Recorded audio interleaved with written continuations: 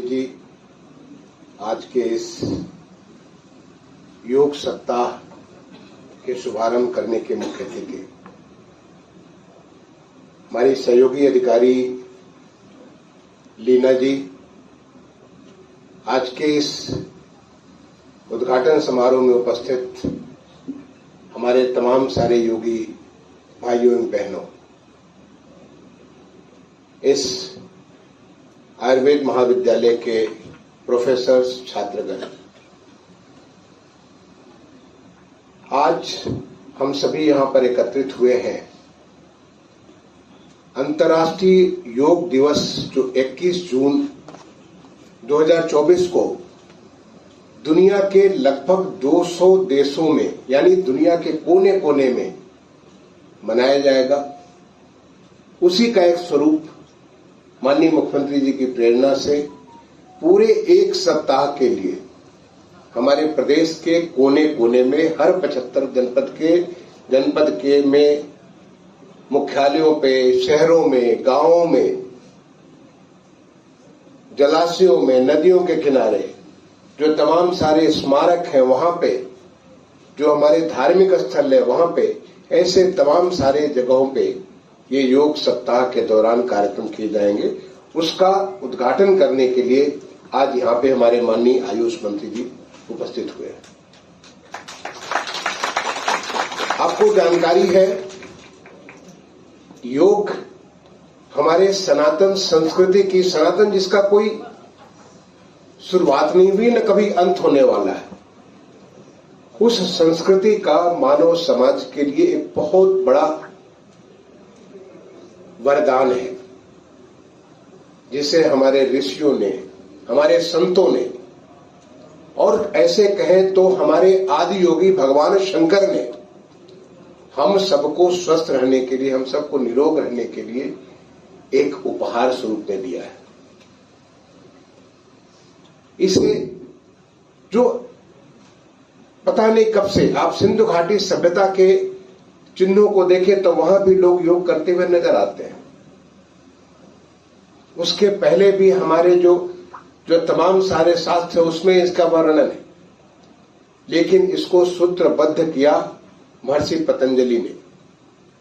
महर्षि पतंजलि ने और उसके बाद और तमाम सारे ऋषियों ने इसको सूत्रों में बांध करके, जो पहला पतंजलि योग शास्त्र हुआ वहां से इसका शुभारंभ हुआ कि जिससे कि हर कोई इसको अपने जीवन की पद्धति के रूप में, जीवन के आचार व्यवहार विचार के रूप में इसको अपना सके।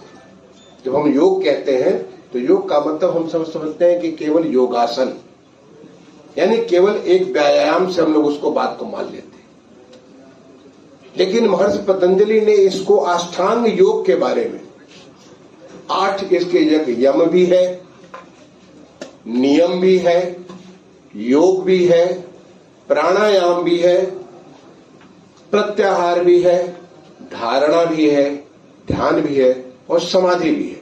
यानी अष्टांग योग का महर्षि पतंजलि ने किया, और ये पूरा का पूरा ये हमारे शरीर के लिए भी, हमारे मस्तिष्क के लिए भी और हमारी आध्यात्मिक चेतना के लिए भी, ताकि हम एक मानव से महामानव बन सके। जो अहम ब्रह्मास्मि का जो हमारा एक संकल्प है कि हम इस ब्रह्मांड के साथ जुड़े हुए, तो हम एक सीमित से असीमित बन सके, उसके लिए अष्टांग योग का महर्षि पतंजलि ने उसको सूत्रबद्ध किया। और उसके बाद धीरे धीरे ये इतनी बड़ी ताकत, इतनी बड़ी हमारी धरोहर धीरे धीरे खत्म हो रही थी, और इसे पूरे दुनिया में इसकी अलग जगह दी हमारे माननीय प्रधानमंत्री जी ने।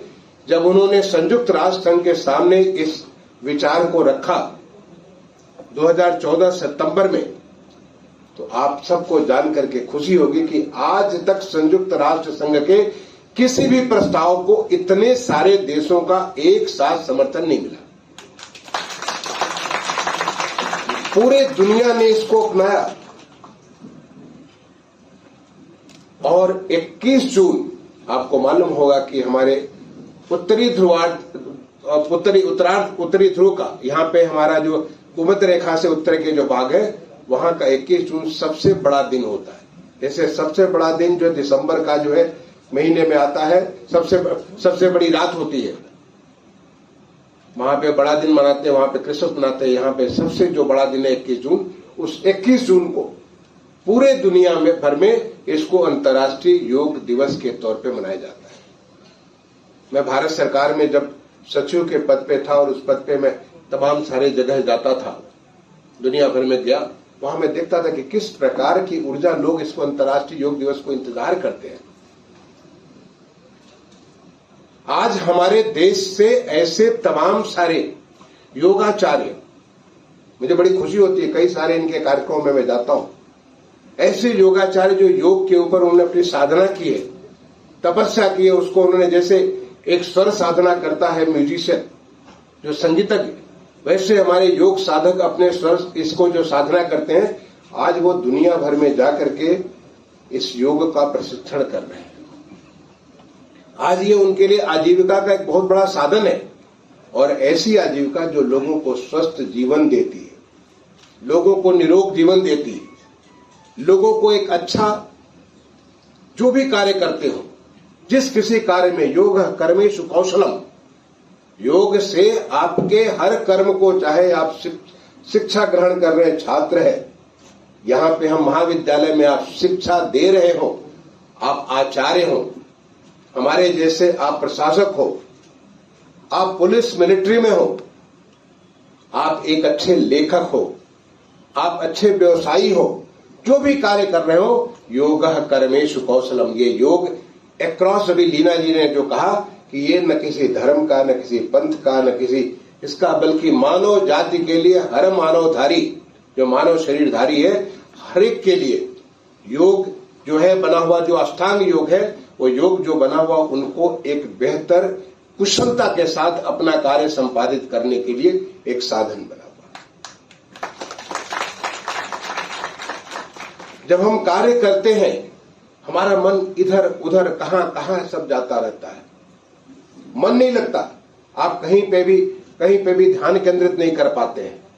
लेकिन एक योगी, योगस् चित्त वृत्ति निरोधः, जो हमारी जो चित्त की जो तमाम सारी वृत्तियां, उसको निरोध करने के लिए योग है, आपको एक ध्यानस्थ करने के लिए, एक जगह पे निश्चित करने के लिए, एकाग्र बनने के लिए। आप जो भी काम करें, जब सूरज की रोशनी आपको तो सब जगह है, लेकिन सामने आप लेंस लगा दीजिए तो लेंस के साथ से वो सारा का सारा वहां पे कुछ भी होगा वो जल जाता है। इतनी ज्यादा उसमें जो है फोकस से उसको केंद्रित करने से उसमें ताकत आ जाती है। ये ताकत आपके शरीर को, जो कि हम भूल गए थे, जिसे माननीय प्रधानमंत्री जी ने पूरे मानव समाज को बताया कि कैसे हमारे ऋषियों ने दुनिया को ये कार्य दिया, दुनिया को ये भाव दिया, दुनिया को ये एक जीवन की पद्धति दी। कल ही मैं काशी में एक Indo American chamber of commerce के द्वारा एक कार्यशाला थी, वो बेसिकली हेल्थ एंड वेलनेस के बारे में कार्यशाला थी। इसमें हिंदुस्तान भर के तमाम सारे विशेषज्ञ चिकित्सक सारे के सारे आए हुए थे। और कितना बढ़िया, जब कल मैंने देखा कि वो काशी बाबा विश्वनाथ की नगरी, बाबा विश्वनाथ भगवान शिव जो कि आदि योगी है, जो कि हर औषधि का जो वहां पे शुभारंभ करने वाले हैं, उनकी नगरी में लोगों को जब ये कार्य हो रहा था, उसमें 3 अलग अलग विषय थे। एक विषय था नॉन कम्युनिकेबल डिजीजेस, यानी गैर संचारी रोग, जैसे हार्ट अटैक होता है लोगों को, डायबिटीज होता है, रक्तचाप, ब्लड प्रेशर होता है, कैंसर होता है, तमाम किस्म की जो बीमारियां हमारी जो गैर संचारी हैं, वो एक दूसरे से फैलती नहीं, अपने आप हम उसको प्राप्त करते हैं। या दूसरा मानसिक रोगों के बारे में, जो हमारी मेंटल हेल्थ के बारे में। और तीसरा ऑस्टियोपोरोसिस, जो कि महिलाओं में, हमारी माताओं बहनों में एक सर्टेन एज के बाद, मेनोपॉजल एज के बाद, उनमें बहुत तेजी से बढ़ता है। इन तीनों के बारे में कल कार्यशाला थी। उस कार्यशाला को उद्घाटन करने का मुझे अवसर प्राप्त हुआ। उस कार्यशाला में मैंने उनसे यही कहा कि इसका इलाज तो जरूर हमारा एलोपैथ में सब चीज का इलाज है। नॉन कम्युनिकेबल, आपको हार्ट अटैक आया तो उसका इलाज है, आपको जो है कैंसर हुआ तो उसका इलाज है, और हर चीज का इलाज है। लेकिन जो हमारे आदि योगी ने योग दिया, अगर आप अपने योग को जीवन में अपना लें तो इन तमाम सारी चीजों को आप उनसे दूर रहेंगे। आपको न हार्ट अटैक आएगा, न तो आपको जो है ये रक्तचाप का बीमारी होगा, न तो आपको जो है डायबिटीज की बीमारी होगी, न तो आपको जो है ऐसे कैंसर, जो तमाम किस्म के कैंसर, उनसे आपको छुटकारा मिलेगा। आपको जो ऑस्टियोपोरोसिस जो जल्दी से आ जाता है उससे भी आपको छुटकारा। केवल इस जीवन की पद्धति, जीवन जीने की पद्धति, और उसे कब सोचा, किसने सोचा?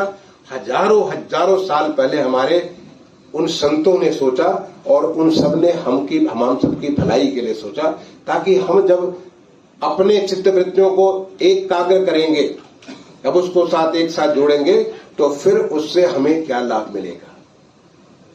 इससे आप दूर हो सकते हैं, इससे आप बच सकते हैं।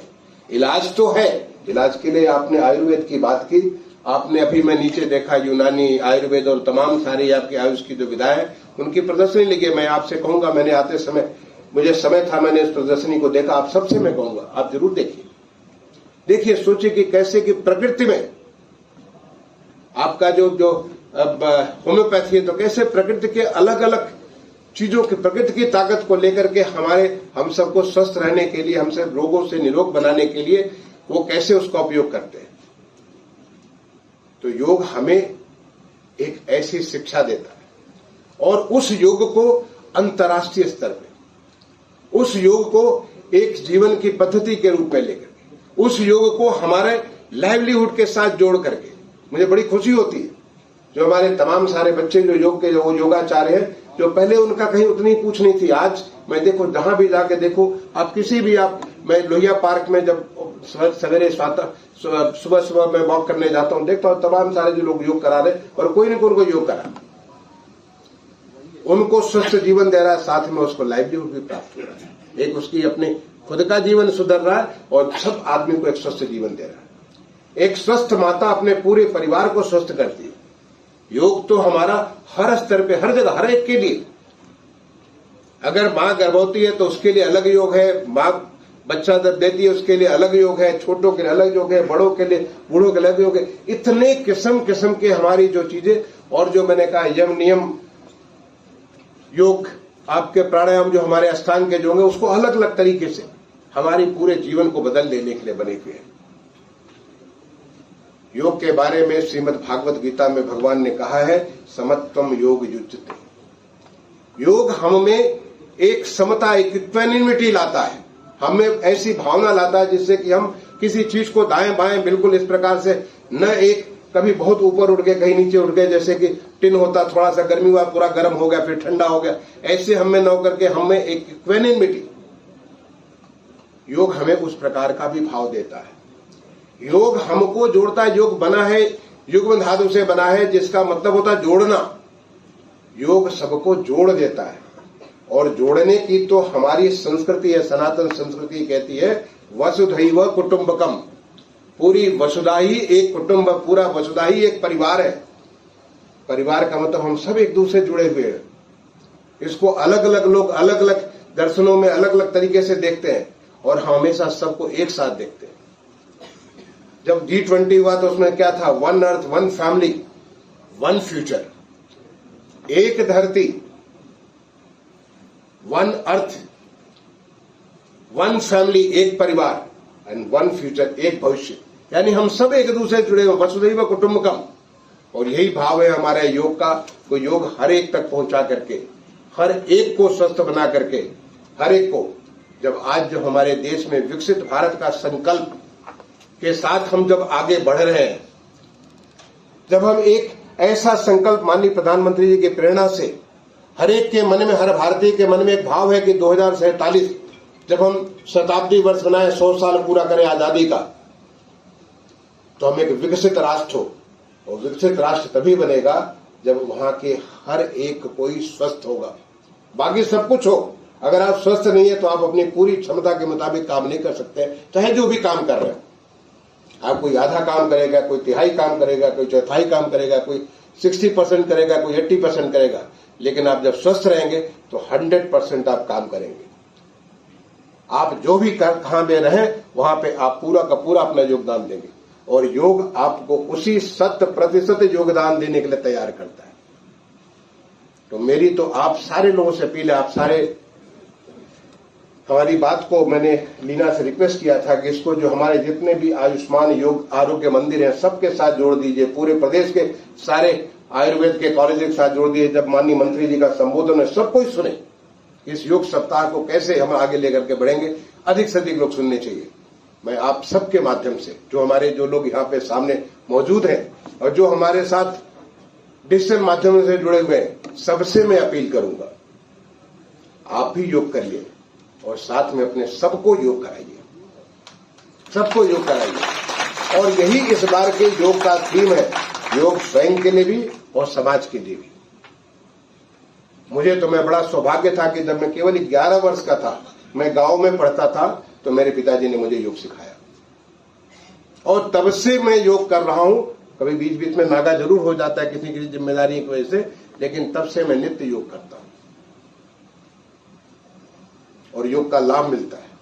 तो मैं कहूंगा कि आप भी योग करिए और साथ ही साथ अपने परिवार को भी, अपने स्वजनों परिजनों जिसको जिसको जानते हैं सबको योग के साथ जोड़िए। ये सबके लिए लाभदायक है। इसके लिए न कोई एज है, कोई कहता बच्चा योग करेगा, बिल्कुल करेगा, बूढ़ा योग करेगा, बिल्कुल करेगा, महिला योग करेगी, बिल्कुल करेगी, सब कोई योग करेगा। योग करेगा तो निरोग होगा, योग करेगा तो स्वस्थ होगा। और यही इस बार का थीम है, स्वयं के लिए भी और पूरे समाज के लिए योग करना है। और आज से ये किक ऑफ हो रहा हमारे प्रदेश में। माननीय मुख्यमंत्री जी ने एक समीक्षा की थी, सारे जनपदों के जिलाधिकारियों के साथ, सारे जनपद अधिकारियों के साथ बैठक की और उन्होंने स्पष्ट निर्देश दिया कि हर गांव में जो अमृत सरोवर बना है वहां पे योग हो, हमारे गांव में ग्राम पंचायत बना वहां पे योग हो, हमारे स्कूलों में योग हो, जो हमारे नदी सरोवर या ऐसे जो सार्वजनिक स्थान है वहां पे योग हो, हमारे जो पब्लिक प्लेसेस जहां पे है वहां पे योग हो। सभी विभाग इसको मिलकर के करें ताकि सबको स्वस्थ रहना। ऐसा नहीं कि किसी एक विभाग का काम है, ये आयुष विभाग का काम नहीं। आयुष विभाग केवल ये दूरी है जो सबको जोड़ने के लिए आज ये कार्य कर रहा है, ये सबका है। और यही भावना है हमारे ऋषियों की, संतों की, सब कोई सर्वे भवन्तु सुखिनः, सर्वे सन्तु निरामया, सर्वे भद्राणि पश्यन्तु, यही हमारी भावना है और वो इस योग से संभव है। मैं आप सबको इसके लिए अपनी तरफ से शुभकामनाएं देता हूं और यही निवेदन करता हूं कि आप इसको एक से अनेक बनाइए, समाज का अंग बनाइए, अपने जीवन का अंग बनाइए। धन्यवाद। जय हिंद, जय भारत।